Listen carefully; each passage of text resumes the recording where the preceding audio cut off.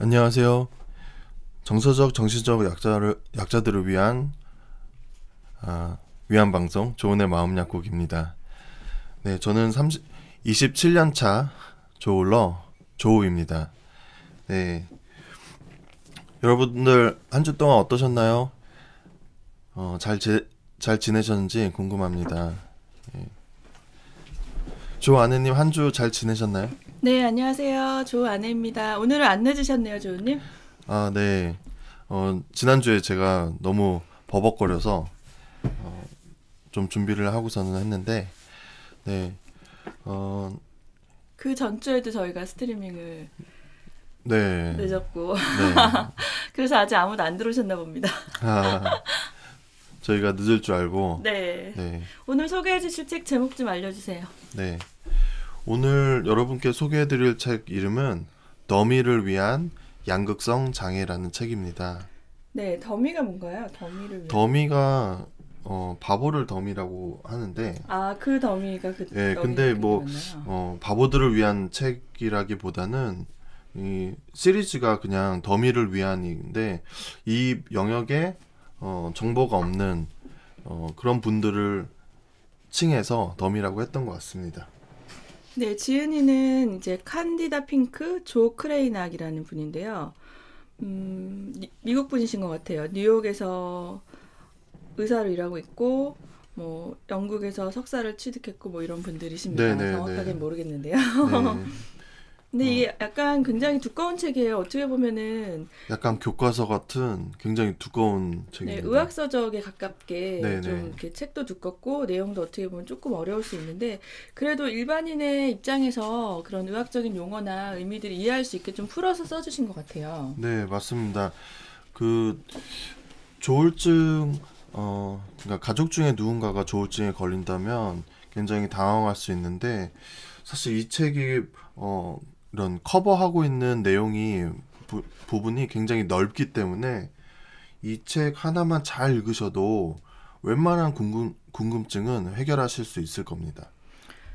네, 맞습니다. 보통 이제 가족이나 아니면 당사자가 조울증이란 질병을 딱 맞닥뜨렸을 때 궁금한 게 굉장히 많은데 어디 하나 속 시원하게 말해주는 곳이 없잖아요. 그렇죠? 물론 이제 네. 저희도 뭐 카카오톡 상담을 이렇게 하고는 있지만 또 책에서 보는 거랑은 다를 수 있어서 이 책을 보시면 모든 파트를 다 읽어보실 필요 없이 네. 일단 양극성 장애 이해 출발이라고 첫 1부가 나와 있고요.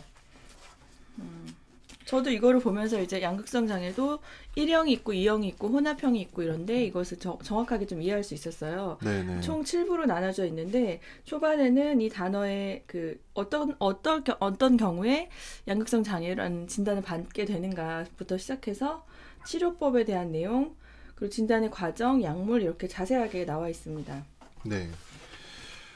그, 방금 말씀하셨다시피 이 책을 처음부터 끝까지 읽는다는 생각보다는 필요한 내용을 찾아서 읽으시는 것이 좋을 것 같아요. 워낙 이제 두껍고 어, 좀 양이 많다 보니까 어, 그래서 제가 이렇게 챕터별로 조금 말씀을 드릴게요. 첫 번째는 양극성 장애를 향한 이해의 출발.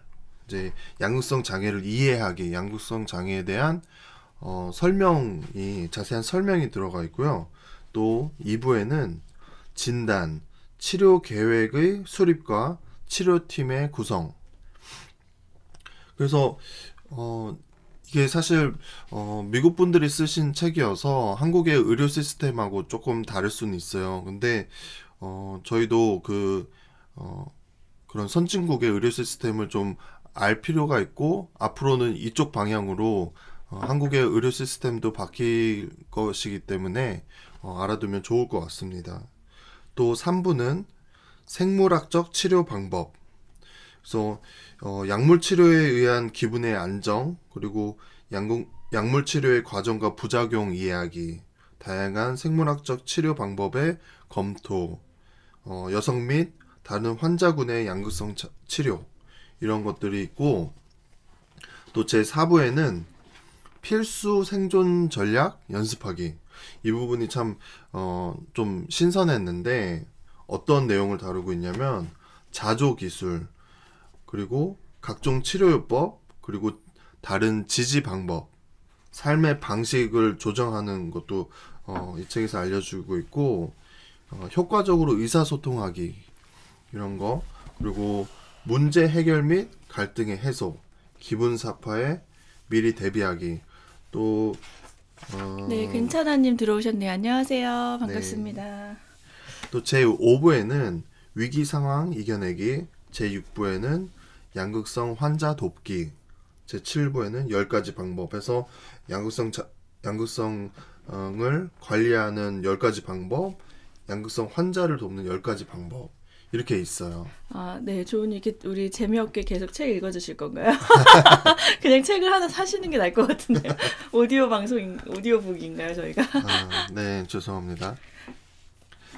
그래서 이 책은 저희가 구입할 당시에는 25,000원이었는데 지금도 동일한지는 제가 모르겠네요. 그래서 좀 관심 있으신 분들은 책장에 꽂아놓고 잠깐 궁금하시거나 정리가 안 될 때 보셔도 좋을 것 같아요. 네.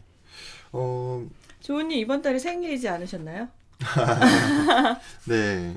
이번 주였나? 지난주였구나. 네. 2월 3일이 제 생일이었습니다. 와, 축하합니다. 네. 한 달 더 먹으신 거. 그리고 이번 주에 이제 구정인데 여러분들 네. 새해 복 많이 받으세요. 네, 새해는 더 좋은 일이 많아지시고 건강해지시고 네. 가족들과 행복한 시간이 늘었으면 좋겠습니다. 네. 그래서 조아느님 혹시 이 책에서 조금 소개해드리고 싶은 내용이 있으신가요? 아니, 저희가 전에도 다른 방송에서도 이제 챕터를 조금씩은 많이 책을 인용을 했던 것 같아요. 네. 근데 여기서는 이제 조증을 하고 진단할 수 있는 이상의 증상에 대한 예시가 나와 있는데 네. 이 중에 3가지 이상의 증상이 나타나고 그리고 보통은 의학적으로 2주 이상 지속이 될 때 네. 조증 사파라고 의심할 수 있다 이렇게 얘기하는데요. 제가 네. 몇 가지 읽어드릴게요. 첫 번째, 자존감이 상승하고 과대한 사고에 젖어든다. 두 번째, 수면 욕구가 감소한다. 예를 들면 수면 시간이 3시간 또는 그보다 짧아도 피곤을 느끼지 않는다. 세 번째, 말이 많아지거나 쉴 새 없이 말하고 싶은 욕구에 휩싸인다. 네 번째, 생각이 빠르게 돌아간 느낌이 들고 이 생각에서 저 생각으로 정신없이 마음을 빼앗기곤 한다. 다섯 번째, 집중력이 떨어지고 그다지 중요하지 않은 외부 자극에도 쉽사리 주의를 빼앗긴다. 그러니까 하나를 하다가 다른 거를 갑자기 한다든지 네. 끝맺음을 못 맺고 쉴 새 없이 새로운 거를 하는 모습을 네, 얘기하는 네. 거죠. 여섯 번째, 직장 또는 학교 생활 등 목표 지향적인 사회적 활동이 왕성해지고 성적 욕구나 신체적 움직임이 눈에 띄게 증가하거나 불안한 듯 안절부절 못하는 행동을 나타낸다. 네. 그리고 어떻게 보면 조울증 처음 진단받기 전에 분들이 성인 ADHD로 오해받는 경우가 종종 있어요. 맞아요. 네. 예, 근데 남이 봤을 때는 주의력 집중 장애처럼 보일 수 있거든요. 네. 근데 그거는 이제 저희는 사실은 의사는 아니지만 확연히 다르기 때문에 초기 진단을 잘 받는 게 굉장히 중요합니다. 무엇으로 구분을 하냐면 ADHD 경우 잠을 적게 자면 피곤해 하거든요. 네. 근데 조울증의 경우는 잠을 적게 자도 피곤해하지 않는다는 거죠. 굉장히 확연한 차이네요. 그러니까 네네. 정상적인 성인의 수면이 최소한 5시간 이상 보통 그렇게 네네. 주무셔야 되잖아요. 그런데 그 이하로 잠을 자는데도 본인은 전혀 피곤해하지 않고 네. 계속해서 과도하게 에너지가 넘치고 또 위에 열과한 다른 증상들이 2개 이상 겹친다 하신다면 의심해 볼 만합니다. 마지막 7번째가 있는데요. 위험천만하고 궁극적으로 자기 파괴적인 행동에 과도하게 몰입하는 경향을 나타낸다. 예를 들어서 절제하지 못하는 쇼핑 중독, 지나친 투자, 대출을 무리하게 받아서 주식을 왕창 산다든지, 네. 가족과 상의 없이 어떤 집이나 빌라를 계약을 한다든지, 땅을 산다든지 이런 위험한 행동을 즉흥적으로 할 경우에, 그리고 또 무분별한 성관계, 연인이나 배우자가 아닌데 아무나 막 만나고 다닌다든지 이런 게 조증의 증상일 수 있다라고 책에서 이야기하고 있습니다. 네.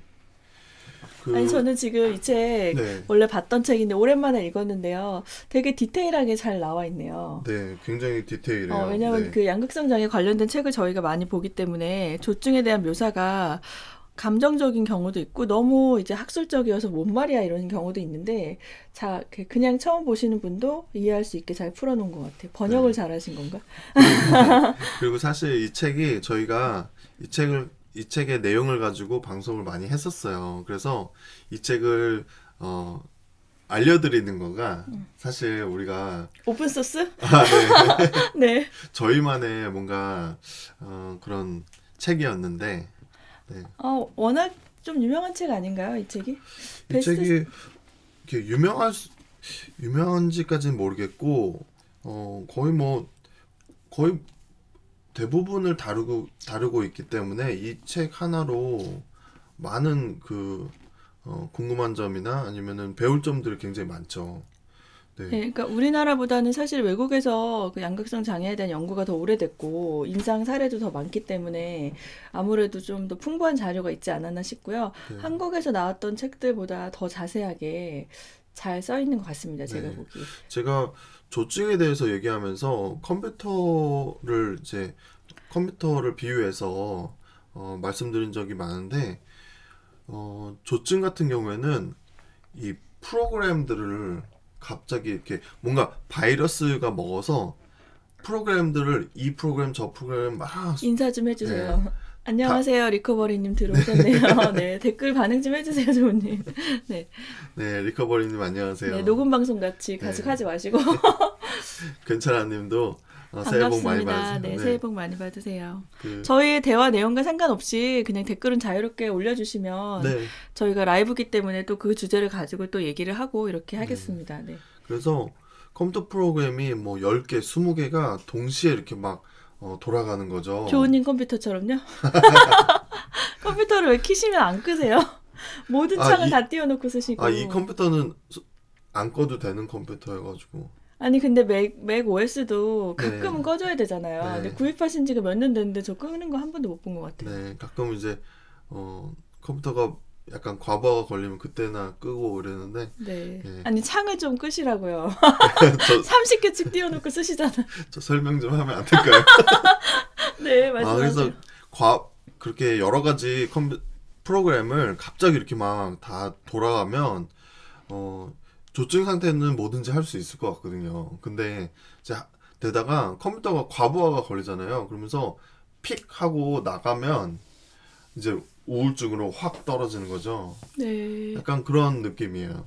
뭐 많은 분들이 저희 구독자분들은 조증에 대해서 워낙 잘 아시겠지만 저도 기억이 나는 게 이제 조우님이 한참 안 좋았을 때 증세가 올라와서 사업을 하겠다고 사업 계획을 뭐 하루에 한 10개씩은 하셨던 것 같아요. 근데 이제 제가 네. 봤을 때는 실현 가능성이 별로 이제 없거나 하루에 10개씩보다는 하루에 하나씩 거의 했는데 그때마다 아버지한테 전화해서 이 사업 어때요? 이 사업 어때요? 이러면서 네. 네, 여쭤봤는데 이제 저희 아버지지만 저희 아버지가 좀 대단하다고 느꼈던 거는 좀 감사한 마음이 있거든요.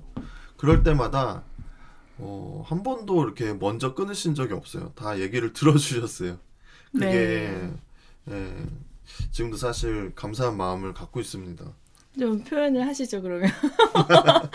근데 이제 사업 계획을 갖고 오는 건 참 좋은데, 한 가지를 그러니까 가족 입장에서는 그때는 저는 또 병의 이해도가 떨어졌고, 한 가지를 꾸준히 얘기한다면 무리를 해서라도 지지를 해주겠는데, 오늘은 이거 얘기했다가 다음날 또 다른 거 얘기하고, 다음날 또 다른 걸 얘기하니까 너무 그게 그냥 울리는 꽹과리 같이 쓸데없는 소리로 들리는 거예요. 네. 그리고 조은님이 그때 우리가 대출을 받아서 사업을 하자 막 이런 얘기를 하셔서 그건 절대 안 된다. 당신이 벌어서 모아서 하는 건 반대하지 않겠지만 빚을 내서는 안 된다. 이렇게 네. 했던 기억이 납니다. 네. 네. 그래요. 사실 이 조증일 때 뭐 저희가 지난 방송에서도 말씀드렸지만 저희 카카오 상담을 하다 보면 그 당사자께서 조증일 때 가족분들이 저희한테 상담이 많이 들어오고 또 당사자께서 우울증 모드일 때 직접 상담이 많이 들어와요. 근데 네. 이제 가족분들하고 얘기하다 보면 그런 그 당사자분들의 이 재정적인 그런 사고를 침으로써 좀 힘들게 되는 그런 상황들이 생기죠. 네, 근데 너무 안타까운 게 또 본인은 본인 나름대로 그 일이 기억이 다 나시고 또 자기가 했지만 지나고 나서 후회하는 경우가 많잖아요. 그쵸. 그래서 네. 이제 굉장히 괴로워하고 이런 분들이 있는데 가장 좋은 거는 애초에 그런 사고가 발생하지 않게 미연을 방지하는 게 가장 좋고 그래서 저희가 이제 조울러 이제 가족이나 당사자에게 신용카드 사용을 하지 마시라고 많이 맞아요. 얘기를 드려요. 근데 저희도 겪었던 일이고 물론 이제 카드를 막으면 또 다른 방법을 할 수도 있지만 가능하면 이제 통제할 수 있는 선에서 재정의 범위를 쓰도록 네. 체크카드나 현금이나 이렇게만 사용할 수 있게. 제가 얘기하다 보니까 기억이 나는데 네. 제가 한창 조증일 때 제 아내하고 전화로 다퉜어요. 네. 아, 다퉜는데 그랬나요? 네. 끊자마자 제가 게임을 열어가지고 게임 포인트를 10만 원씩 아, 3개의 게임을 그렇게 확확 포인트를 사버린 거예요. 네. 그래서 30만 원을 그냥 그 포인트로 이제 샀는데 그걸 이제 알게 돼서 바로 카드를 중단시키더라고요. 그랬나요? 저 기억이 네. 안 나는데요. 아니, 뭐, 이유 없이 누가 게임에 30만 원을 쓰는 건 말이 안 되잖아요. 네. 네, 그랬죠.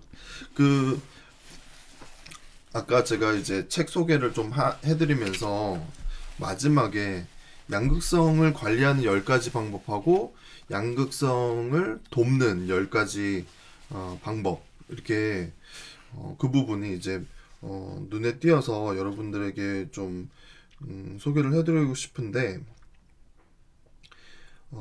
첫 번째가 의사 및 심리치료사와 한 팀이 되라 이런 게 있어요. 외국에서는 사실 이 정신질환에 걸리면 이 팀이 이렇게 딱 붙잖아요. 뭐 다 그런 건 아닌데, 이제 의료 체계가 잘 돼 있는 선진국 같은 경우에는, 뭐 네, 저희가 듣기로는 캐나다나 호주나 뉴질랜드 이런 네, 곳들이 잘 돼 있다고 들었어요. 네. 네. 뭐 의사와 또 심리치료사 아니면 사회복지사, 사회복지사, 정신보건 의료 전문가, 뭐 이런 식으로 아니면 지역사회에 뭐 있는. 동료 네, 네. 지원가라든가. 네. 근데 조은이 이거 책의 마지막 부분인데 이거 마지막에 얘기해야 되는 거 아니에요?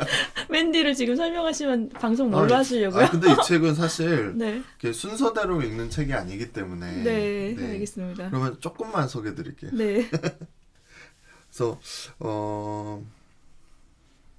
이제 상담을 할 때는 마음을 열고 정직하게 상담하자 이런 내용이 있고 또 약을 바꾸거나 치료 방법을 변경하고자 할 때는 반드시 의사와 상의하라.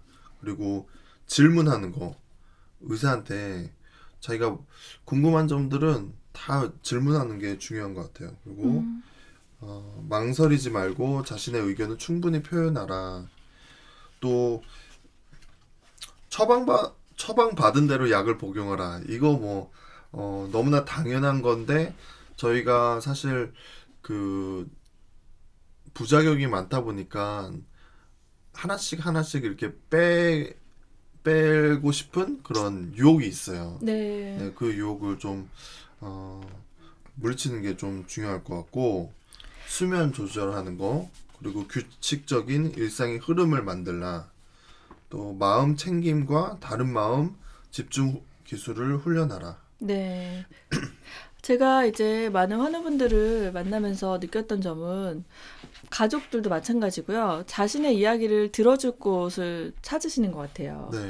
사실 이제 뭐 이거는 사실은 환우가 아니라 일반인 분들도 마찬가지인 것 같은데 어떤 힘들거나 인생에 어려운 문제에 닥쳤을 때 아무런 편견 없이 나의 얘기를 들어주고 아니면 나의 마음을 공감해 줄 수 있는 곳을 한 군데라도 찾는다면 네. 좀 위기 상황을 벗어날 수 있지 않나 이런 생각을 하고요. 제가 얼마 전에 신문을 보다가 이제 자살 생존자 모임 뭐 이런 기사를 봤어요. 네. 그러니까 가족 중에 누가 자살로 돌아가셔서 그 유가족이 되신 분들의 모임이나 단체가 있더라고요. 네. 근데 이제 네. 그분들도 굉장한 스트레스와 이제 후회와 상처를 갖고 또 어떻게 보면 자기도 그런 충동을 이렇게 위기 가운데 살아내셨잖아요. 그래서 생존자라고 표현하더라고요. 네. 자살 유가족 생존자 모임이라고 했는데 그분들의 고백을 보면서 저도 굉장히 위로가 됐고 누구나 사실은 우울증으로 그런 선택을 하시는 분들이 굉장히 많잖아요. 네. 그래서 제가 기사를 보다 보니까 우울감이 있거나 했을 때 무료로 24시간 상담받을 수 있는 전화번호가 나와 있더라고요. 아, 네. 네, 그래서 아시는 분들도 있겠지만 좀 소개를 드릴게요. 우울감 등 말하기 어려운 고민으로 도움이 필요하면 자살 예방 한라인 1577-0199, 자살 예방 상담 전화 1393, 희망의 전화 129, 생명의 전화 1588-9191, 청소년의 전화 1388 등에서 24시간 상담 받을 수 있다고 합니다. 네. 네, 저희가 이제 방송 마치고 전화 이 번호를 밑에 적어드릴게요. 네네. 그래서 우울감으로 고민이 되시는 분들은 이쪽으로 전화 통화를 해보시면 좋겠습니다. 네. 네, 리커버리님 좋은 아이디어 주셨는데요. 직장인분들도 라이브 들을 수 있게 12시에 시작하시면 어떻겠냐고. 그렇게 할까요? 저희는 12시도 가능한데, 네, 좋은 생각입니다. 감사합니다. 네. 저희가 생각해보고, 네, 12시에 하는 것도 나쁘지 않을 것 같은데. 네, 맞습니다. 아까 마음 챙김과 다른 마음 집중 기술 훈련하는 거, 이제 말씀드렸는데, 첫 번째는 호흡하는 게 굉장히 중요하다고요. 저도 이렇게 약간 조증이 올라온다던가 아니면 굉장히 우울해서 답답하다던가 이럴 때 긴 호흡을 하는 거 가끔 하는데 좋은 것 같아요. 이렇게 마음이 뭔가 좀 풀리는 그런 느낌도 있고, 그리고 감각에 초점을 맞춘다. 이 부분 굉장히 약간 생소한데, 지금 이 순간에 보이는 거, 그리고 들리는 소리, 냄새, 맛, 그리고 느낌에 주의를 집중하는 거예요. 그러니까 조증일 때 얘기하시는 거죠? 뭐 조증일 때든 우울증일 때든 상관없을 것 같아요. 네. 네. 그리고 인식의 관점을 무엇을 하는 것에서 무엇이 되는 것으로 전환한다. 또 판단하지 않으면서 자신의 생각을 그저 관찰하라. 그러니까 자신의 생각을 좀 제3자의 입장에서 바라보게 하는. 네. 네, 인터넷 커뮤니티에서 제가 봤는데 어떤 남자분이 조울증이 발병해서 이제 병원에 입원했다가 나중에 퇴원하신 분인데, 본인의 신상은 밝히지 않고 그 안에서 수첩에 썼던 글 노트를 2페이지를 사진을 첨부하셨어요. 네. 근데 처음에 입원했을 당시에 자기는 그게 이상하다고 1도 생각을 안 하고 생각이 나는 대로 글을 썼는데, 무슨 말인지 모르게 막 정말 아무 주어 서술어가 맞지 않는 이상한 문장을 빼곡하게 노트에 적어놨던 거예요. 첫 번째 그 메모장은. 그리고 두 번째 같은 크기의 메모장에는 이제 얼마 있으면 퇴원을 한다. 그동안 간호사 선생님께 감사했고, 뭐 다시 뭐 돌아갈 생각을 하니까 기쁘다. 이러면서 정상적인 네. 글 2개를 비교해주면서 그런 병의 무서움 이렇게 제목을 달아놨더라고요. 네. 근데 이제 그렇게 남이 봤을 땐 이상했을 때는 자기는 모르는 경우가 많잖아요.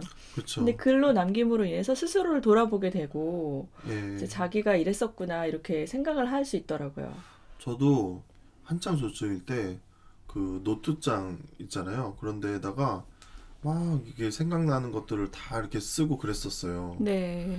그런데 진짜 몇 년 뒤에 다시 봤는데 정말 이상하죠. 내가 이렇게 안 좋았구나. 내가 왜 그랬을까? 네. 이게 무슨 소리야? 막. 막 아이디어들이 떠오르는데, 그 아이디어들이 굉장히 그 당시에는 되게 획기적인, 아니면은 되게 참신한 아이디어라고 생각하면서 노트에 적어요. 근데 나중에 봤을 때는 좀 약간 쓸데없는 네. 쓸데없는 그런 생각들이 많은 거죠. 네. 왜 쓸데없는 데서 잠깐 멈추신 거예요? 네. 화면에 잠깐 그 데이터 없음이라고 떠서 방송이 중단된 줄 알고 네. 제가 말을 끊었는데, 네. 여러분도 잘 들리시죠? 네. 네, 댓글에 소리 이상해요가 없으면 잘 들리는 겁니다. 네. 네. 그래서 이 책을 이제 저희가 오늘 덤이를 위한 양극성 장애라는 책을 소개해드리고 있는데요. 인기가 많아서 그래도 3세까지 인쇄가 나온 책이에요. 그리고 제가 생각할 때 추측의 덤이는 자신이 이 병인지 모르고 약간 남하고 다르다, 좀 이런 취급을 받던 분들에게 하는 말이 아닌가. 네. 네, 그런 생각이 드네요. 그리고 여기서 이제 굉장히 좋은 팁들이 많이 나와 있는데, 저는 가족들의 역할에 대해서 좀 얘기를 드리고 싶어요. 이제 가족은 사실은 의료진이 아니잖아요. 그래서 여기서 보면은 뭐 우리나라 정서랑 약간 다르긴 하지만 뭐 심리치료사의 역할, 그리고 전문의의 역할, 그리고 여러 가지 이제 역할들이 나와 있거든요. 근데 심리치료사의 역할 중에서 개인적인 지지 그룹, 가족과 친구들의 네트워크 뭐 이렇게 나와 있는데, 가족과 친구들의 네트워크에서 믿을 만한 사람을 선택한다 이런 내용이 나와 있어요. 네. 그리고 당사자 입장에서 이 사람은 나를 존중하는가, 그리고 이 사람은 정서적으로 안정된 사람인가, 그리고 이 사람은 내가 정신질환을 갖고 있다고 해서 날 판단하지 않는가. 근데 네. 이거를 이제 당사자가 충분히 분별할 수 있다면 너무 좋지만, 뭐 상태가 이렇게 증세가 올라왔을 때는 본인이 분별할 수 없는 경우가 많잖아요. 그래서 네. 예를 들어서 제가 아는 환우 가족이 자녀분이 환우인데 좀 안 좋은 친구들하고 어울리는 거예요. 근데 네. 누가 봐도 약간 대낮부터 막 술에 만취해 있고 뭐 이렇게 생활 패턴이 건전하지 않은 분들 있잖아요. 근데 네. 이제 그분은 자기 친구가 자기를 잘 이해해주고 나를 잘 들어주고 그런다고 생각을 하는 거죠. 네. 그래서 계속 어울리다가 약간 금전적으로 이용을 당한다거나 네. 이런 문제가 생기는 경우가 있었는데, 가족의 입장은 나는 어떤 일이 생겨도 너를 사랑해. 네. 그리고 무슨 일이 있어도 너를 지지하고 내 편이야. 라는 그런 인식을 심어주는 게 되게 중요해요. 네. 그래서 뭐 말로 그렇게 꼭 하시라는 것보다, 어떻게 보면 이상한 행동을 하거나 실수를 했을 때도 그것으로 인해서 나는 너를 판단하거나 정죄하지 않는다. 네. 그리고 너가 힘들고 애쓰고 있다는 거를 내가 너를 이해한다. 이러한 마인드로 접근을 하시라고 말씀을 드리거든요. 네. 이렇게 얘기하면 또 조우님이 자기한테 그렇게 해달라고 얘기하실 거죠. 근데 그런 과정을 겪었기 때문에 저희가 지금 부부로 유지를 하고 있는 겁니다. 네. 이 책이 사실 어, 분들께서 읽으셔도 좋을 것 같고 가족분들이 읽기에도 굉장히 좋은데, 제가 추천하는 방법은 가족이 함께 읽으시면서 공부를 하시면 좋을 것 같아요. 아, 좋은 생각이네요. 약간 소그룹 같이 네. 3명 정도, 3명 이상, 5명 이하로 같이 읽으면서 한 챕터씩 서로 읽으면서 생각을 교환하고 하루에 네. 한 챕터씩 하시면 되겠네요. 네. 네.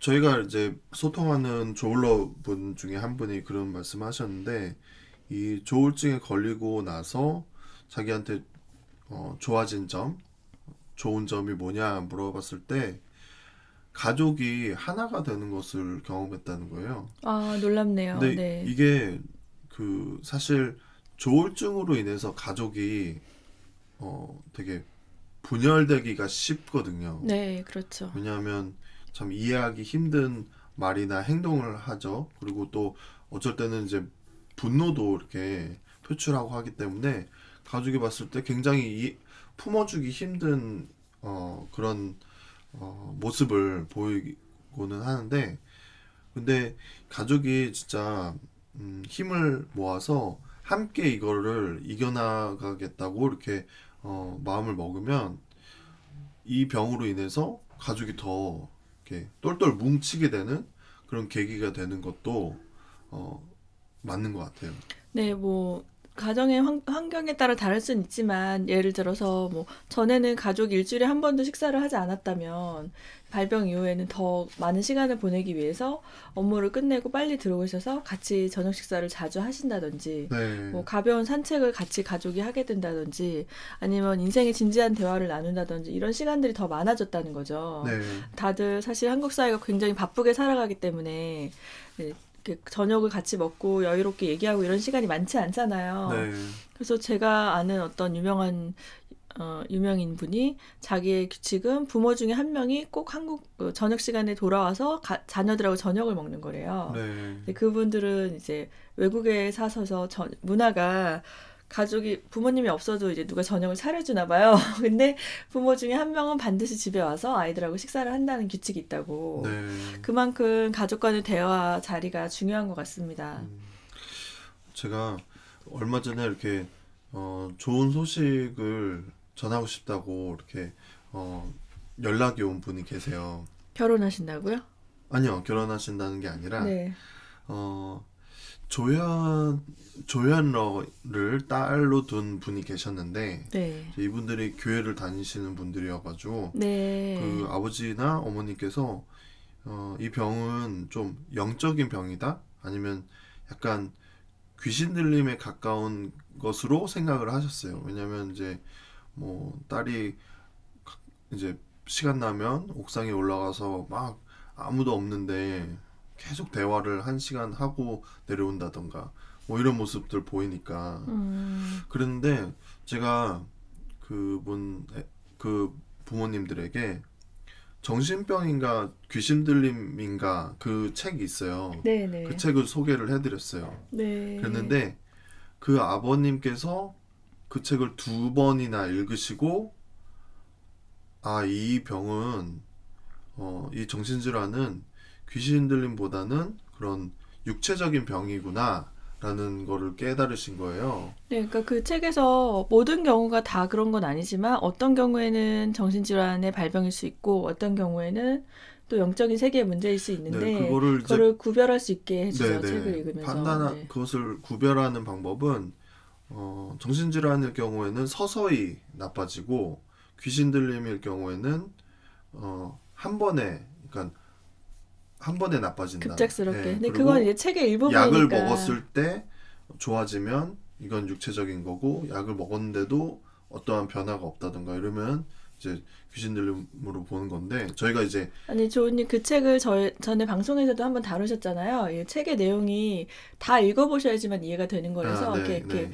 딱 단정적으로 네. 이러면 정신질환이다라고 네네. 말하기는 어렵고 그래서 그거를 보셨으면 좋겠어요. 네, 그래서 그 책의 일부분을 아버님께서 발췌해서 얘기를 한 겁니다. 네. 네, 아버님께서 그 책을 읽으시고 딸에게 미안하다고 이렇게 용서를 구하면서 이제 치료를 받기 시작하셨는데 약을 드시고 몇 달 안 돼서 너무 좋아지시는 게 보이는 거예요. 네, 그 가족 같은 경우는 이제 자녀분의 발병을 인정할 수가 없었고 네. 병이 아니라 기도가 필요하다라고 생각을 네네네네. 하고 그동안 계속 조금 좋아졌다 나빠졌다를 반복하셨는데 돌파구를 찾을 수 없다가 이제 소개받은 책을 읽고 어쩌면 육체의 병일 수 있다는 생각을 갖고 치료를 받기 시작했는데 정말 짧은 기간에 좋은 경과를 보여서 정상적인 생활을 하신다고 네. 감사하다고 그런 네. 후기가 왔습니다. 네. 네. 그래서 뭐 모든 경우에 그런 건 아니겠지만 혹시 기독교나 이제 종교를 가지고 계신 분은 정신질환인가 귀신 들림인가 책을 읽어보셔도 좋겠습니다. 네. 네. 요즘 제가 이제 서울에 갔다가 영풍문고를 자주 가는데요. 네. 저희 동네에 들어오는 광역버스가 쓰는 위치가 딱 그 서점 근처예요. 그래서 가는 길에 자꾸 보이니까 요즘 서점이 잘 없잖아요. 네. 그래서 요즘 어떤 책들이 나오나 이렇게 둘러보는데 거의 매주 가는데요.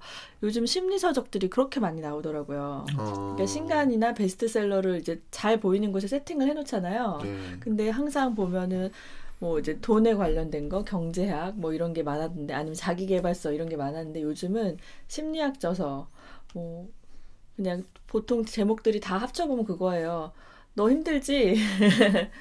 너 힘들지? 근데 괜찮아. 뭐 이런 내용이에요, 대부분. 네. 그런 책들을 많이 보면서 정말 요즘 이제 코로나로 인해서 또 그렇고 많은 분들이 정서적인 어려움을 갖고 있구나 새롭게 그쵸. 깨달았습니다. 네. 정말 그런 것 같아요. 코로나로 인해서 우리가 이제 그 전에 당연시 했던 것들이 당연하지 않으니까.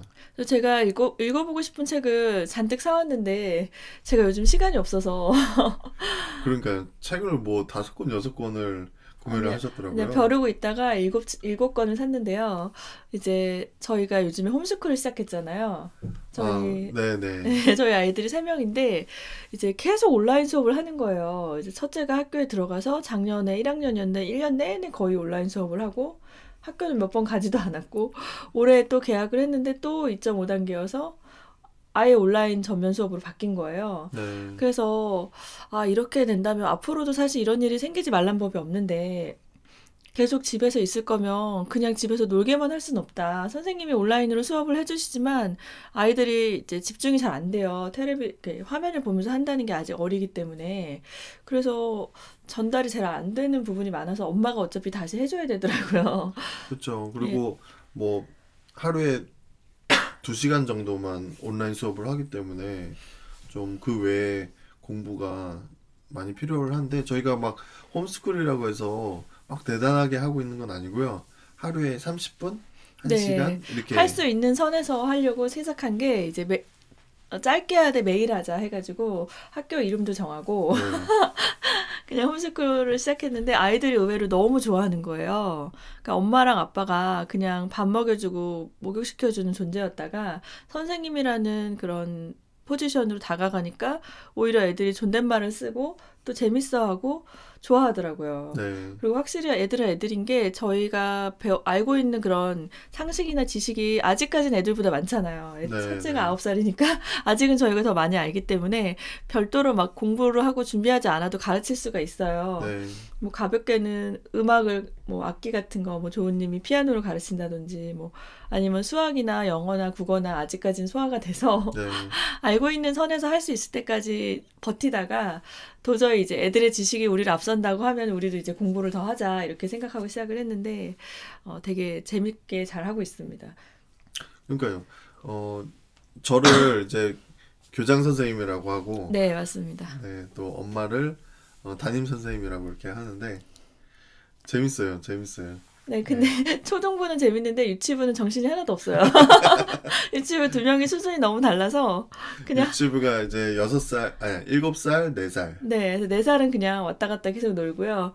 7살은 한글 한 3번 쓰고 수업 끝나고 이러는데 그래도 애들이 이제 맞추는 기도 해봐 그러면 하나님 오늘은 한글을 배웠어요 이렇게 기도하더라고요. 그래서 네. 너무 귀엽고 하길 잘한 것 같습니다. 여러분들도 혹시 시간이 많으신 분들 한번 아이들과 해보시면 좋을 것 같아요. 그래서 이 얘기를 왜 꺼냈냐면 제가 시간이 없다는 얘기를 하려고 아, 책을 읽어야 되는데 네. 삼시세끼 밥도 차려야 되고 애들하고 수업도 해야 되고 네. 그래서 책을 읽을 시간이 없습니다. 잠을 줄여야겠습니다. 네. 아니 조은님이 저한테 이제 당신 되게 건강하다 이런 얘기 자주 하시잖아요. 네, 네. 근데 저도 스스로 건강하다고 느끼는 게 잠이 되게 많아요. 네. 그러니까 밤에 누우면 잘 자고 아침에도 사실 누가 안 깨우면 저는 아침잠이 되게 많거든요. 그래서 지금 기억이 나는 게 고3 때도 하루에 10시간씩 잤던 것 같아요. 근데 잠을 잘 자는 게 사실은 정신 건강하고 좀 직결이 되는 게 아닌가. 이렇게 불면증이라든지 이런 것들이 사실 우울증이나 다른 질병으로 이어지는 경우가 많거든요. 네. 그래서 수면을 잘 하는 것도 참 가장 건강과 직결되는 문제인 것 같아요. 네. 조울증을 치료받으면서 참 어려운 점 중에 하나가 부작용인 것 같은데, 약의 부작용. 네. 워낙 이제 다양한 약이 있고, 또 자신에게 맞는 약이 있고, 맞지 않는 약이 있고, 또 어떤 약과 다른 약의 그 조합을 이제 찾아야 되는 그런 부분이 있는데, 이 부작용을 줄여나가는 방법에 대해서 좀 이 책이 소개를 또 해요. 네. 그래서 좀 간략하게 말씀을 드리면 복용량과 복용 시간 조정하기. 그러니까 예를 들어서 저 같은 경우는 아침에 약을 먹으면 너무 하루 종일 이렇게 멍하다.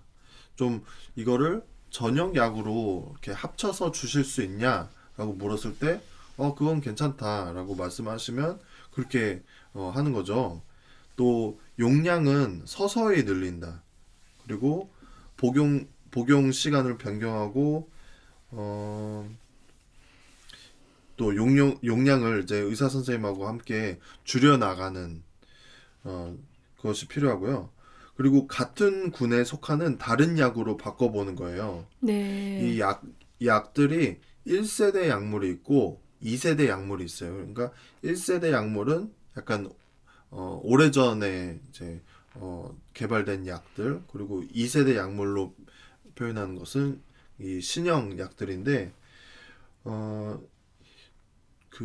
다 장단점이 좀 있어요. 근데 2세대 약물 같은 경우에는 체중 증가 및 대사 변화를 일으킬 가능성은 오래된 약과 비교할 때 높은 편이나 운동 장애가 나타날 가능성은 낮다. 네. 이렇게 말을 하고 있고, 또 다른 방법을 탐색하는 거로는 부작용을 잠재울 다른 약물을 추가한다. 예를 들면 환자가 리스페리돈을 복용하면서 체중이 급격하게 증가했다면 의사는 체중 감량을 위해 토비라메이트를 처방할 수 있다. 그리고 영양 보충제, 비치료 또는 전기충격요법 등 다른 형태의 생물학적 개입 방법을 시도하면서 약물을 대체하는 방법을 고려할 수 있다. 근데 이게 참 어려운 문제인 것 같은 게 정신질환 약이 굉장히 종류가 많잖아요. 네. 그리고 아까 얘기하신 것처럼 용량이나 조합에 따라서 결과가 달라지기 때문에 처음에 진단을 받고 자기에게 맞는 약을 찾아가는 과정이 사실은 오래 걸려요. 네. 정말 잘 맞는 의사를 만나서 한 번에 발견하시는 분들도 있지만 네. 그게 짧게는 몇 개월에서 뭐 수년이 걸리기도 합니다. 근데 네. 잘 맞는 약을 찾아서 이제 안정기를 갖고 생활을 하는데 어떠한 특정한 부작용이 나타났을 때 그거를 빼고 다른 약을 시도하거나 하는 게 사실 위험할 수 있거든요. 그렇죠. 근데 그 부작용, 보통 그렇게 얘기해요. 뭐라고 해야죠? 부작용이 주는 고통보다 약이 주는 유익이 더 컸을 때 네. 그것을 그냥 참고 인내해야 된다라고들 네, 네, 얘기하거든요. 네. 뭐 조은님 같은 경우는 사실 체중 증가가 어떻게 보면 부작용이잖아요. 네. 그 약 중에 핀으로 끝나는 네. 그런 약들이 뭐 클로자핀 네네네. 그런 계열의 약이 체중 증가에 부작용이 올 수 있다. 모든 네. 분이 그러시는 건 아니고. 맞아요. 예, 근데 그래서 참 어려운 부분인데 그래서 가족들하고도 상의를 하시고 조치의학과도 이야기를 하면서 가장 좋은 길을 좀 찾아보셨으면 좋겠어요. 뭐 방법이 없는 건 아니고 대체할 수 있는 약들이 있거든요. 네. 네. 그래서 그 부작용 해결하는 방법들도 소개를 하는데 뭐 피로감과 졸음이 오는 그런 부작용에 대해서 어떻게 해결하면 좋을지 아니면 체중 증가 부작용은 어떻게 해결하면 좋을지에 대해서 체중 증가 어떻게 해결해야 돼요? 너무 중요한 건데. 이제 약을 처음 복용하기 시작할 때부터 체중과 식이를 잘 조절해서 심각한 수준에 이르지 않도록 주의하고 뭐 피를 정기적으로 1년에 한두 번 정도 해서 그런 혈당과 지질 수치를 모니터링 한다던가. 네, 장우성님 들어오셨네. 안녕하세요. 반갑습니다. 네, 그리고 그러니까 그런 거죠. 체중이 사실 하루 아침에 갑자기 10kg가 찌고 이런 건 아니잖아요. 네. 사실은 체중이라는 게 조금씩 늘어나는 건데 이제 약을 먹었을 경우에 체중이 증가될 수 있다는 걸 미리 안다면 매일은 아니더라도 어쨌든 체중을 자꾸 재면서 식사도 좀 야식을 피하고 낮에 단 거를 덜 먹는다든지 이렇게 좀 조절하면서 노력을 해야 된다는 얘기죠, 결국엔. 네. 그러니까 다른 병 같은 경우에는 이제 아프면 약을 먹고 집에서 쉬고 이렇게 하는 게 맞는데 네. 이런 그 먹었을 때 이제 부작용으로 체중이 증가하는 것들을 이제 먹다 보면 집에서 쉬기만 하면 그냥 체중이 증가하는 거죠. 그러니까 같은 양을 먹어도 더 빨리 살이 찐다고 해야 되나요? 네. 네, 그것도 있고 네. 또 식욕이 도는 그런 제가 부분도 기억이 있어요. 나는 게 조우님이 이제 조증일 때는 원래 식욕이 떨어지기도 하고 저를 연애할 당시에는 먹는 걸 막 좋아하는 스타일이 아니었어요. 그냥 아무거나 잘 먹지만 막 굳이 먹을 걸 찾아서 먹는 타입이 아니었던 걸로 기억을 하는데 이제 어느 순간 밥을 너무 맛있게 드시는 거예요. 밥을 먹는데 너무 맛있다는 그런 표정 있잖아요. 그래서 꼭 여자가 임신했을 때 밥을 먹는 것처럼 임신하면 저도 호르몬이 달라져서 진짜 입맛이 땡기거든요. 근데 참 인체의 신비가 눈에 보이지 않는 호르몬 때문에 어떻게 그렇게 변하는지 밥을 먹고 돌아서도 또 배고프고 계속 그랬던 기억이 있는데 그래서 참 이게 의지로만 될 수 있는 건 아니구나 그런 생각을 했습니다. 네, 여기 우리 장우석 상담사님 정확하게 말씀해 주셨네요. 많이 움직이기, 가족과 산책하기, 야식 금지, 콜라, 피자, 술 안 먹기. 네. 맞습니다. 아직도 날씬하신 장우성님. 저희가 어젯밤에 콜라 피자 먹었는데. 방송에서 얘기하시면 어떡해요? 네, 저희 애들 다 자고 그때가 이제 뭔가 작업할 땐 작업을 하고 아니면 저희만의 그 대화를 한다던가 그런 시간이어서 그 시간에 근데 약간 그거는 저의 문제도 있는 것 같아요. 저는 먹어서 스트레스 푸는 스타일이어서 전에 또 얘기했지만 애니어그램인가에서 8가지 유형으로 사람을 나눌 때 장형이라는 게 있어요. 그러니까 8가지인가요? 9가지인가요? 정확하게 생각이 안 나는데 아무튼 그거를 그런 검사를 할 때 뇌로 에너지를 쓰는 사람이 있고 네. 장에서 에너지가 나온 사람이 있고 가슴에서 에너지가 나온 사람이 있대요.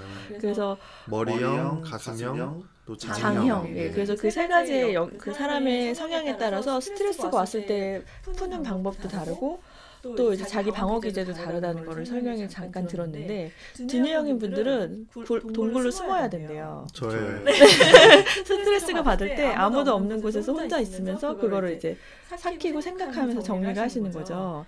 근데 가슴형인 분은 말을 해야 된대요. 네. 주변에 그래서 들어줄 수 있는 친구를 많이 두셔야 된다고. 네. 이게 아마 인터넷 쳐보시면 무료 검사하는 곳이 많이 있는데 한번 해보세요. 본인이 어떤 스타일인지. 그래서 막 얘기하면서 그걸로 인해서 스트레스가 풀어지는 그냥 뭐 공감의 말을 꼭 해주기보다 들어만 줘도 그런 분들은 이제 말하는 거 자체만으로 힐링이 되는 분들이고 저 같은 경우는 장형인데 먹어야지 에너지가 풀린대요. 스트레스가. 저의 에너지의 근원은 장에 있기 때문에 저는 스트레스 받으면 먹거든요. 그래서 사실은 작년에 아이들이 집에 있으면서 거의 야식을 매일 먹다시피 했어요. 그게 저에게 스트레스 해소법이기 때문에. 근데 배달 음식이라는 게 혼자 먹기는 좀 그렇잖아요. 혼자 먹기엔 양이 많죠. 야, 양도 많고 또 외롭고 왠지 혼자 먹으면. 그래서 자꾸 제가 조우님에게 야식을 권해서 네, 체중이 늘어나는데 기여를 한 것 같습니다. 네. 그렇습니다. 그래서 그 이제 치료에 있어서 회복에 있어서 필요한 것들, 뭐 궁금한 것들, 또 알아야 되는 내용들 웬만한 거는 이 책에 거의 다 다루고 있습니다.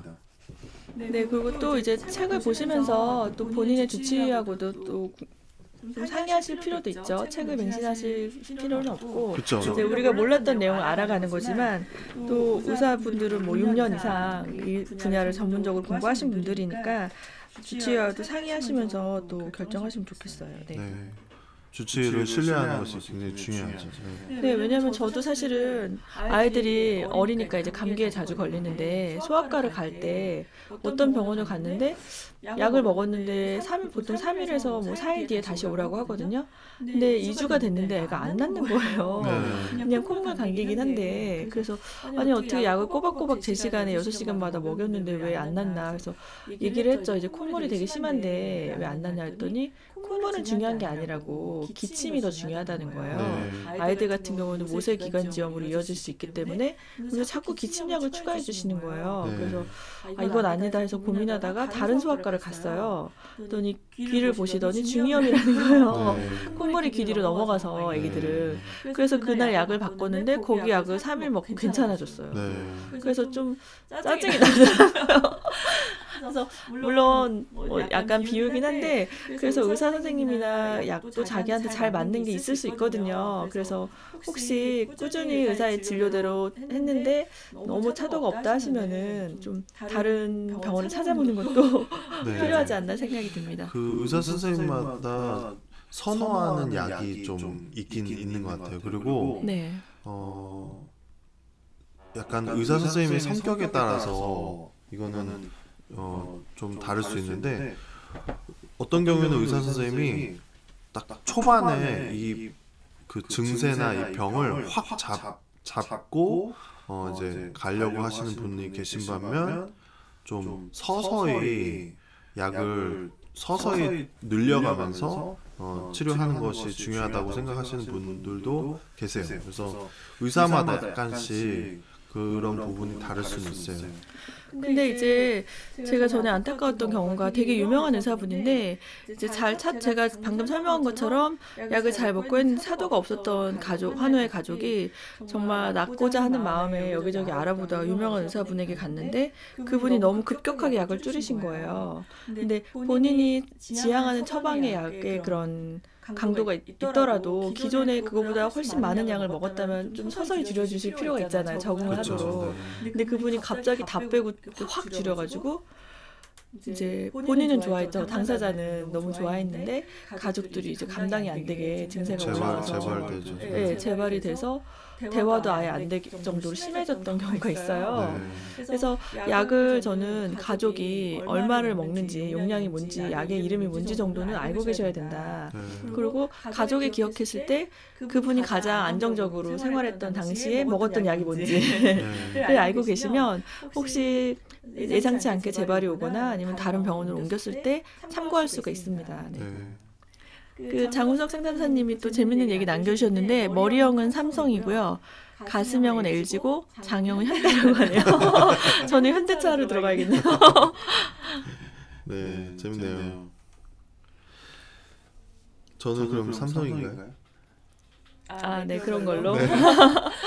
저희가 옛날에 애기들이 그러니까 3년 전, 4년 전에 서초동에 살았었어요. 네. 좀 뭐 그런 허름한 곳에 살았었는데 네. 그 우리 둘째를 이제 어린이집에 처음 아, 보내게 네네네. 됐는데 그 원장님이 물어보시는 거예요.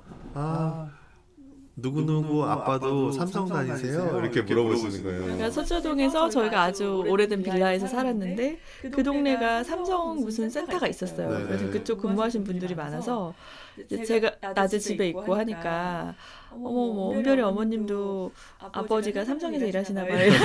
그래서 아닌데요. 근데 그 참 거기는 무슨 2시, 3시면 애들을 데려가는 거예요.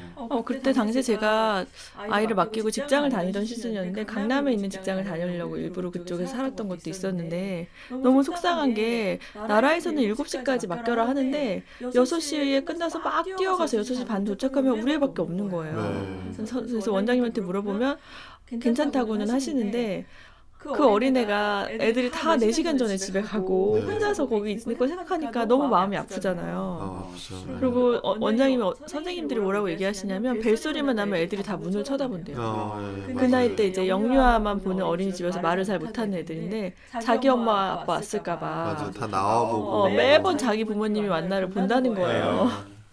그 얘기를 들으니까 진짜 내가 이렇게 일을 해야 되나 고민이 되더라고요. 그리고 상담을 하러 뭐 때문에 갔는데 한 2시 반? 이런 시간인데 어떤 젊은 엄마가 와서 발레 학원을 간다고 데려가는 거예요, 아이를. 그래서 저 엄마는 집에 있는 것 같은데 애를 낮에 이렇게 데려갈 수 있고 남편이 삼성에 다니는구나. 네, 갑자기 왜 얘기가 이렇게 됐는지. 네, 아무튼. 그 머리형, 가슴형, 장형 얘기하다가 네. 삼성 얘기 나왔는데 네. 그럼 엄초우님은 삼성에 다니시는 걸로. 삼성형. 네. 네. 저희가 그래서 뭐 장우성님 댓글이 정말 저도 동의가 되고 좋은 의사는 유명한 의사가 아니라 나에게 잘 맞는 의사이다. 맞아요. 네. 그리고 자식과 부모도 사실은 궁합이 맞는 자녀가 있어요. 일부러 그러는 건 아닌데 성향상 아 하면 어 하고 이렇게 착착 맞는 아이가 있는 반면 또 나랑 좀 잘 안 맞는 것 같은 사랑하지만 그런 아이가 있는데 이제 환자랑 의사도 마찬가지인 것 같아요. 그 의사분은 똑같이 대하시는데 어떤 환자는 너무 좋아요 이러고 어떤 환자는 저랑 안 맞아요 이런데요. 그렇죠. 네. 그래서 자신에게 맞는 병원과 그 의사분을 찾는 것도 참 큰 복인 것 같습니다. 네. 조 아내님께서는 이제 잘 안 맞는 아이는 약간 아빠를 많이 닮은 아이. 사실이잖아요. 누가 봐도 저희 애가 3명인데 데리고 나가면 아빠랑 똑같네. 그냥 누가 봐도 처음 보는 분 다 제가 아직도 생각나요. 겉모습뿐만이 아니라 아니 유치원에서 조부님이 애를 데리러 갔는데 처음 네, 그 아이를 한 번도 아빠가 데리러 간 적이 없었는데 그냥 딱 데리러 갔는데 선생님 얼굴 보자마자 은별아 아빠 같다. 너무 똑같이 생겨서 바로 그냥 알아봤다고. 딸아이 이름이 이렇게 말해도 되는 건가요? 성을 얘기 안 했으면 괜찮습니다. 네, 세상에 흔한 이름이기 때문에요. 저희가 웃고 떠들다 보니까 이제 5분밖에 안 남았네요. 제가 말씀드리고 싶은 게 있었는데 이 책에 저희가 지금 더미를 위한 양극성 장애라는 책을 같이 보고 있습니다. 190페이지에 보면 약을 먹어도 달라지는 게 없어 이런 파트가 있어요. 여기에서 아스피린과 아세트아미노펜은 단 몇 분 만에 통증을 완화시킬 수 있는 약제들이다. 충혈 완화제도 1시간 이상 걸리지 않는다. 하지만 매우 효과적인 항조증 약물인 리튬은 그 약효가 나타나기까지 거의 7일 정도가 소요되며 SSRI 계통의 항우울제는 충분한 치료 효과를 나타내려면 일반적으로 3주에서 6주 정도가 걸린다. 그리고 종종 이들 약물의 약효가 나타나기도 전에 부작용이 나타나곤 한다. 바로 그런 이유로 환자들이 우울증이나 조증 때문에 약을 복용하기 시작해도 금세 용기를 잃고 복용을 중단하곤 한다. 증상에서 벗어날 기미가 보일 때까지 참고 기다리는 건 굉장히 필요하다라고 나와 있습니다. 네. 네. 그러니까 약을 먹는다고 해서 여기서 말한 게 두통약 같은 거 타이레놀을 먹으면 바로 없어지잖아요, 두통이. 네. 근데 슬프게도 이제 항정신 약물은 그렇지가 않고 약을 먹었을 때 짧게는 7일, 길게는 3주에서 6주가 시간이 걸리기 때문에 그 기다리는 동안 기다리기만 하면 그래도 나은데 심지어 부작용이 나온다. 네. 근데 그 기간을 잘 기다려야지만 약에서 주는 제대로 된 효과를 누릴 수 있기 때문에 약을 먹어도 초반에는 기분 변화가 있을 수 있다는 걸 인지해라. 그리고 다른 방법이 있는지 의사와 충분히 상의하고 그리고 시간이 걸린다는 걸 미리 알고 있어라. 이런 얘기를 네. 써주신 것 같아요. 네. 어, 그리고 각각의 약물이 얼마나 기다려야 되는지 의사에게 미리 물어보라. 네. 이것을 먹었을 때 얼마나 지나 효과가 나오는지 네. 미리 물어보라고 얘기를 하네요. 네. 네, 정말 좋은 팁들이 굉장히 네, 많이 책 있는. 제목은 더미를 위한 양극성 장애라는 책입니다. 네. 조증의 경우에는 그런 우리가 흔히 알고 있는 도파민의 불균형 또 과다한 분비라고 말을 하는데 비유하자면 독으로 비유하자면 독이 온몸에 퍼져 있는데 그 독소가 빠져나가는데 한 7일 정도 걸릴 수 있다. 이렇게 생각하시면 좋을 것 같아요. 네, 조은님. 마지막으로 질문을 남겨주셨네요. 맞는 의사를 찾기 위해서 계속 병원을 바꿀 수도 없고 어렵습니다. 네, 충분히 이해가 됩니다. 우선은 대학병원에서 초기 진단을 받으시는 걸 저희는 많이 권해드리고요. 네, 그리고 정확한 진단명을 받기 진단명과 위해서 또 약 또 같은 네, 경우도 대학병원에서는 가장 최신 약물들을 접할 수 있기 때문에 그냥 대학병원 거의 다 3차 병원이시잖아요. 그쪽에서 치료 받으시는 걸 권해드리고요. 3차 병원 같은 경우는 그 의사가 맞지 않는다면 같은 병원에서 다른 의사로 바꿔달라고 할 수가 있어요. 그렇게 조정을 해보시는 건 어떨까 생각이 되네요. 약을 꾸준히 복용하면 재발이 올 수도 있지만 오지 않을 확률이 더 높습니다. 이거를 이렇게 퍼센트화지 되어 있는 건 없고요. 이제 재발이 올 수는 있지만 만약에 오더라도 그걸 가볍게 넘길 수 있고 좀 케어할 수 있는 부분 안에서 증세가 약하게 나타난다라고 네. 생각을 했으면 좋을 것 같습니다. 조울증이 그런 뇌의 병인데 뇌라는 것은 환경의 영향을 굉장히 잘 받거든요. 그래서 그런 극심한 스트레스가 일어나지 않도록 환경적으로 좀 안정된 환경이 필요하기 때문에 그 약을 꾸준히 잘 먹는데도 뭔가 이렇게 재발이 되는 경우도 있어요. 그거는 촉발 사건이 일어난다고 해서 안 좋은 그런 사건 또는 좋은 사건도 환우에게는 스트레스로 올 수 있다라는 것을 말씀드리고 싶습니다. 네, 저희가 이제 약속한 시간이 돼서 오늘 마지막에 좀 풍성한 얘기가 나오고 있었는데 더 스트리밍을 종료할 시간이 다 됐네요. 네. 네. 그러면 여러분들 이 책 모든 분들이 구매하실 필요는 없어요. 근데 네. 가족과 함께 환우와 함께 공부를 하기 원한다. 이 네. 병에 대해서 출판사는 시그마 북스이고요. 책 이름은 더미를 위한 양극성 장애. 25,000원입니다. 네. 네. 예. 함께 공부하시면 정말 도움이 되는 책입니다. 그러면 저희는 저희가 다음 주에는 어떤 분이 이제 건의를 하셨는데 리커버리님이 네. 네. 12시에서 1시에 라이브 방송을 하면 그 직장인 분들도 점심시간이어서 이렇게 방송을 들으실 수 있지 않나라고 말씀하셔서 네, 다음 주에는 12시에 한번 해보는 걸로. 네. 네. 알겠습니다. 그러면 저희는 다음 주 화요일 12시에 뵙도록 네, 하겠습니다. 올라온 영상 다 잘 봤습니다. 감사합니다. 네, 네. 와, 구독과 좋아요도 눌러주세요. 네, 이 방송 들으신 분들 방송 끝나면 좋아요 좀 눌러주시기 바랍니다. 네, 감사합니다. 좋은 하루 되세요. 네, 새해 복 많이 받으세요. 새해 복 많이 받으세요. 구정 잘 보내세요.